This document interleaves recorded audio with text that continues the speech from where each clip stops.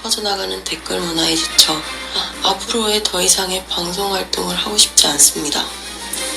네, 구독자 260만 명이 넘는 먹방 유튜버 찌양이 은퇴하겠다고 했습니다. 광고비를 받고도 광고가 아닌 것처럼 아무런 표시 없이 방송을 했다는 논란이 일던 상황이었는데요. 찌양은 일부 영상에서 이런 뒷광고를 한 게 맞다고 인정하면서도 최근에 이런 비슷한 논란이 연예인이나 스타일리스트, 소셜미디어 스타들에게도 있었는데요. 돈을 받거나 어떤 대가나 혜택을 받았다면 해당 콘텐츠에 명확하게 써놔야 합니다. 직접 이야기를 나눠보면 조금 다르지 않을까요? 한번 해보겠습니다. 안녕하세요, 주아 씨. 안녕하세요, AI 앵커 김주하입니다. 언뜻 봐서는 저랑 똑같죠? 한번 테스트를 해보겠습니다. 따라해보세요. 유명희 산자부 통상교섭본부장과 나이지리아의 응고지 오콘조이 웨알라 후보가 경쟁을 벌이고 있습니다. 유명희 산자부 통상교섭본부장과 나이지리아의 응고지 오콘조이 웨알라 후보가 경쟁을 벌이고 있습니다. 시청취자 여러분도 마찬가지일 것 같은데요. 이럴 때 인간은 자기소개라는 걸 하거든요. 한번 부탁드려도 괜찮을까요? 네, 안녕하십니까. 저는 AI 변상욱 앵커입니다. 지난 2년간 뉴스가 있는 저녁에서 변상욱 앵커의 방송 영상 가운데 일부 시간을 학습해 만들어졌습니다. 아직은 진짜 앵커보다 여러모로 미숙하지만 좀 더 학습한다면 어떤 모습이 나올지 저도 궁금합니다. 예, 저도 궁금합니다. 변앵커 휴가 때 나와주시면 어떨까요? AI를 이용해 사람의 얼굴이나 음성을 조작하는 딥페이크 기술을 활용한 범죄가 대표적입니다. 최근 홍콩에서는 딥페이크 기술로 기업 임원 행세를 한 일당이 홍콩 돈 2억 달러, 한국 돈 340억 원을 받아낸 사건이 발생했습니다. 미술 강사 유진영 씨는 2년 전 코로나19로 외부 활동이 힘들어지자 메타버스에 관심을 가졌습니다.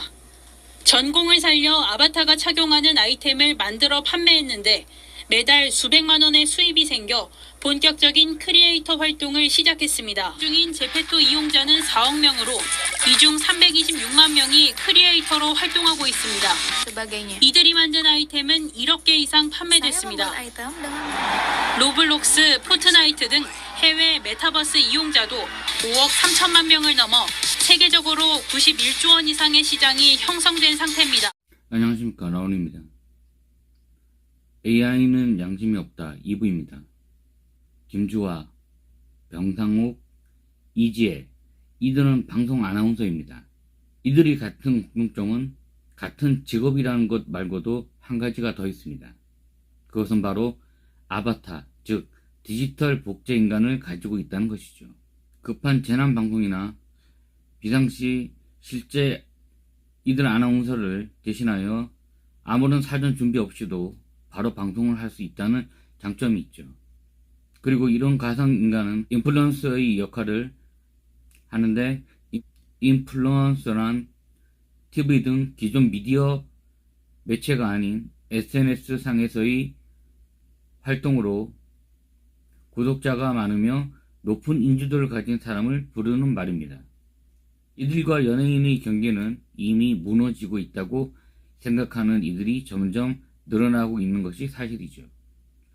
하지만 자신의 채널에서 협찬받은 것은 숨기고 순수하게 개인 의견인 것 같이 포장하고 뒷광고가 사실로 알려지자 이들에 대한 신뢰도는 상당히 낮아진 것이 사실입니다.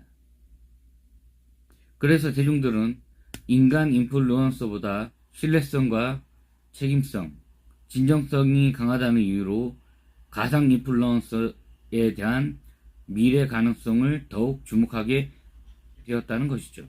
가상인간 정보 사이트 비주얼 셔먼스에 따르면 2022년 1월 기준 전 세계에 217명의 가상 인플루언서가 활동하고 있다고 합니다. 광고주들의 가상 인플루언서의 선호의 동기는 브랜드의 안정성을 뽑는다고 합니다. 인간 인플루언서는 과거와 현재 그리고 미래 사생활에서 잠정적 위험을 가지고 있다는 것이죠. 음주운전, 마약 복용, 과거 학폭, 스캔들 등 개인적 위험성이 존재한다는 것이 인간 인플루언서의 약점이지만 가상 인플루언서는 이런 위험에 대하여 걱정할 필요가 없다는 것이죠. 이들 가상 인플루언서는 대부분 여성 편향적 외모를 가지고 있으며 그러기에 어린이와 청소년에게 외모에 대한 기준 암시도 무시하지 못한다는 사실도 존재합니다. 인공지능 딥페이크 기술을 사용한 사진과 동영상에서 사실관계 신뢰도 문제를 해결하기 위하여 미 의회가 2019년 입법한 딥페이크 법에 따라 가상 인플루언서도 같은 딥페이크 기술을 사용하면 신뢰도의 표시로 책임들에 대한 부인을 반드시 명시하도록 되어 있습니다. 그러므로 가상 인플루언서도 휴먼 인플루언서가 밝히는 자신의 돈으로 구입하였다거나 후원을 받았다는 공개를 밝히고 가상 인플루언서는 진짜 사람들과 상호작용하지 않는다는 독특한 공개도 고객들에게 추가하도록 하게 하여 이런 신뢰가 바탕이 되어야만이 휴먼이건 가상 인플루언서건 대중과 신뢰의 관계가 구축되며 제대로 된 홍보와 판매가 가능하다는 것이 일반적 광고주와 소비자들이 공감대인 것이죠. 이렇듯 아나운서나 인플루언서들도 실제 인간 일대와 가상 일대의 차이는 뚜렷하죠. 한편으로는 경쟁적이며 다른 면에서는 상호 보완적일 수 있으니까요. 예를 들어 홈쇼핑에서 유명한 인간 쇼호스트가 출연하여 방송을 진행한다고 해보죠. 체력적인 한계로 24시간은 연속으로 이렇듯 하나의 개념 위에 세워진 서로 다른 두 개의 실존이기에 어느 한쪽의 실패가 다른 한쪽의 실패와 치명적으로 직결되지 않는다는 것이 장점입니다. 기업 입장에서는 여러 다양한 보험을 드는 것과 같은 것이라고 할 수 있겠죠. 아바타는 이 땅에 내려온 신, 즉 화신을 뜻하는 산스크리트어라고 합니다. 2009년 영화 아바타로 대중에게 친숙해졌죠. 예전 싸이월드 시절 도토리로 나이방 꾸미기를 하며 그 속의 나이 분신 미니미가 한국 대중에게 가장 익숙한 예일 듯 싶습니다. 아바타의 존재감이 뛰어난 분야는 당연히 게임 부분입니다. 배틀그라운드, 오버워치, 서든어택, 발로란트, 포트나이트와 같은 1인칭 게임부터 메이플스토리, 로스트 아크, 와우, 리니지, 블레이드 앤 소울 같은 특정 역할을 수행하는 RPG 게임에서 아바타는 필수적이며 여러 모습으로 등장하니까요. 2022년 3월 20대 대통령 선거 때도 아바타를 이용한 선거전이 벌어질 정도였으니 그 영향력은 말 안 해도 아시리라 생각합니다. 메타버스의 출현은 현실 세계와 같은 디지털 가상 세계까지 가세하여 현재는 거의 그 안에서 제2의 삶을 사는 이들이 상당수 있다는 것이 현실이죠. 그전에도 어설픈 가상 세계는 있었으나 2020년 메타버스의 등장으로 대중적 관심이 대상이 된 것이 사실입니다. 가상세계를 통하여 새로운 마케팅 시장 개척, 가상세계의 성장 기회를 얻고자 하는 증강현실 및 가상현실 기술 열망도 있었으나 가장 큰 등장 이유는 코로나19라고 합니다.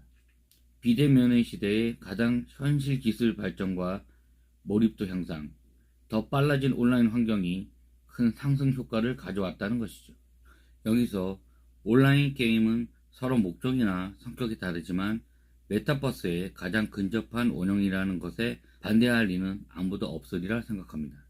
메타버스가 주목받는 이유는 경제적 관점에서 투자에 따른 이익 창출이 현실적으로 가능하기 때문이죠. 또 메타버스 안에서 존재하는 아바타는 현실 세계의 나의 분신이기에 헤어스타일, 옷, 액세서리에 사람들은 아낌없이 돈을 지출하죠. 실제 인간의 필요, 감정, 욕심을 그대로 투영한다고 보아도 되는 것입니다. 하지만 가상세계이기에 아바타 뒤에는 범죄를 저지르고 남의 계정을 해킹하며 현실 세계에서의 범죄를 저지르고 함부로 남을 대하는 빌런들은 분명히 존재하며 그들에 대한 처벌과 그들이 지켜야 하는 윤리도 필요함은 필수적이라고 작가는 이야기합니다. 윤리란 사람들이 함께 살아가면서 알고 따라야 하는 이치죠. 윤리는 인간에게 필수적인 조건이고요. 기존 가치의 현실 윤리가 아날로그 윤리였다면 메타버스 같은 가상 세계에서의 새로운 디지털 윤리도 따로 마련되어야 한다는 것이죠. 현실의 아날로그 윤리가 다루는 시간은 지금 즉 현재이죠. 미래로 확장한다 하여도 매우 가까운 미래로 한정할 수밖에 없는 것입니다. 하지만 디지털 윤리는 시간으로는 지금뿐만이 아니라 과거도 윤리의 대상으로 삼습니다. 사망한 이의 디지털 흔적, 사후 고용 문제, 디지털 유산에 대한 소유권 등 심지어 사후 프라이버시까지 중요시되는 시대가 되었죠. 이 이유는 일반 개인 정보법에 따라 보장되는 디지털 삭제권을 나의 과거 시간에 대한 제어권을 원래 주인에게 돌려준 사례도 존재한다고 합니다. 작가는 새로운 디지털 윤리에서는 엄청난 디지털 흔적이 계속해 늘어가는 수많은 가상 인간이 활동하는 가상 세계의 윤리까지 포함하는 개념의 윤리의 당위성과 필요성을 강하게 주장합니다. 아날로그 현실 세계와 디지털 세계는 이제는 시간 위에서 그 경계선 구분이 사라지는 혼합 현실에 가까워지고 있는 것이 지금의 현실입니다. 그러기에 현실의 나와 메타버스나 다른 가상 세계의 나의 아바타는 유기적으로 연결된 하나의 또 다른 가상 트윈으로 보아야 한다는 것이고요. 2부에서는 새로운 가상 기술의 등장으로 현실 세계에서의 인간들이 존재하는 방식과 앞으로 가상 세계에 더 다가갔을 때 일어나거나 걱정해야 하는 내용에 대하여 정리해 보았습니다.